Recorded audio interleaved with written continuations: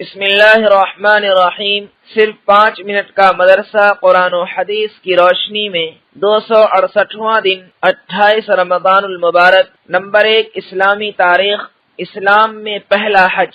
حج اسلام کے 5 ارکان میں سے ایک رکن ہے جو سن 9 ہجری میں فرض کیا گیا، لہذا اس فریضہ کی ادائیگی کے لیے اسی سال رسول اللہ صلی اللہ علیہ وسلم نے حضرت ابو بکر صدیق رضی اللہ عنہ کو امیر حج بنایا اور مسلمانوں کو حج کرانے کی ذمہ داری سپرد کی۔ حضرت ابو بکر صدیق رضی اللہ عنہ کے ساتھ مدینہ سے 300 آدمیوں کا قافلہ حج کے لیے روانہ ہوا۔ اس کے بعد رسول اللہ صلی اللہ علیہ وسلم کے حکم سے حضرت علی رضی اللہ عنہ بھی روانہ ہوئے اور قربانی کے روز جب سب لوگ مینا میں جمع تھے، اعلان فرمایا جنت میں کوئی کافر داخل نہیں ہوگا اور اس سال کے بعد کوئی مشرک حج نہیں کر سکتا اور کوئی شخص جاہلی رسم کے مطابق ننگا ہو کر طواف نہیں کر سکتا۔ اسلام میں یہ پہلا فرض حج تھا جس کے امیر حضرت ابو بکر صدیق رضی اللہ عنہ اور خطیب حضرت علی رضی اللہ عنہ تھے۔ نمبر 2، حضور صلی اللہ علیہ وسلم کا معجزہ۔ درخت کا محمد صلی اللہ علیہ وسلم کی گواہی دینا۔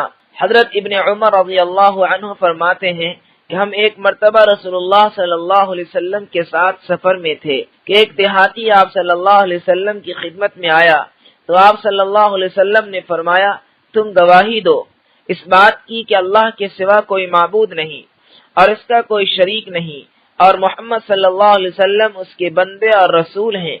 تو وہ کہنے لگا تمہاری اس بات پر گواہ کون ہے؟ رسول اللہ صلی اللہ علیہ وسلم نے فرمایا سلم کا درخت۔ وہ درخت میدان کے کنارے پر تھا۔ جب رسول اللہ صلی اللہ علیہ وسلم نے اس کو بلایا تو وہ زمین کو چیرتا ہوا آپ صلی اللہ علیہ وسلم کے سامنے آ کر کھڑا ہو گیا۔ رسول اللہ صلی اللہ علیہ وسلم نے اس سے 3 مرتبہ گواہی چاہی۔ اس نے 3 مرتبہ گواہی دی کہ آپ صلی اللہ علیہ وسلم سچے رسول ہیں، پھر وہ اپنی جگہ چلا گیا۔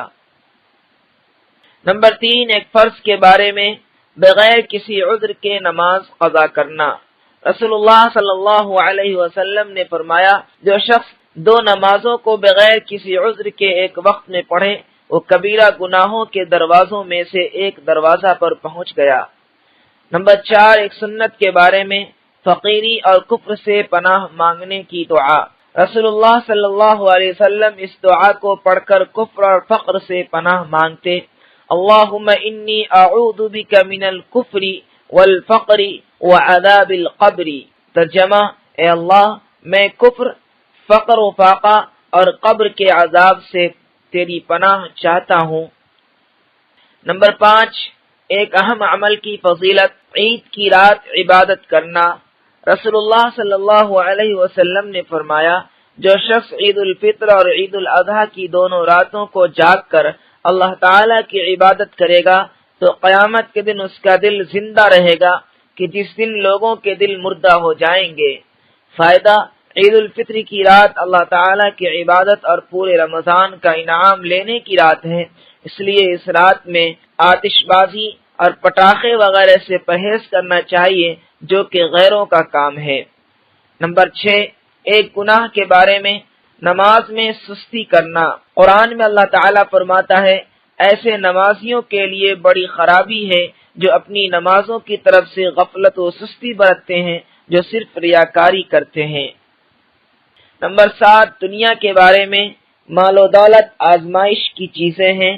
قرآن میں اللہ تعالیٰ فرماتا ہے جب اللہ تعالیٰ انسان کو آزماتا ہے تو ظاہراً مال و دولت دے کر اس کا اکرام کرتا ہے تو وہ بطور فخر کہنے لگتا ہے کہ میرے رب نے میری قدرت بڑھا دی، میرے رب نے میری قدر بڑھا دی، حالانکہ یہ اس کی طرف سے اس کی آزمائش کا ذریعہ ہے۔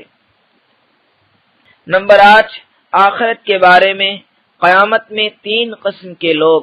رسول اللہ صلی اللہ علیہ وسلم نے فرمایا قیامت کے دن جہنم سے گردن نکلے گی جس کی 2 دیکھنے والی آنکھیں، 2 سننے والے کان اور 1 بولنے والی زبان ہوگی۔ وہ کہے گی 3 قسم کے لوگ میرے سپرد کیے گئے ہیں۔ نمبر 1، ہر مغرور حق جان کر روگردانی کرنے والا۔ نمبر 2، اللہ کے ساتھ کسی اور کو خدا سمجھ کر پکارنے والا۔ نمبر 3 تصویر بنانے والا۔ نمبر 9 طب نبوی سے علاج، ہر قسم کے درد کا علاج۔ حضرت ابن عباس رضی اللہ عنہما فرماتے ہیں کہ رسول اللہ صلی اللہ علیہ وسلم صحابہ کرام کو ہر قسم کے درد سے نجات حاصل کرنے کے لیے یہ دعا سکھاتے تھے، بسم اللہ الکبیر اعوذ باللہ العظیم من شر کل عرق نعار ومن شر حر النار۔ نمبر 10 نبی صلی اللہ علیہ وسلم کی نصیحت۔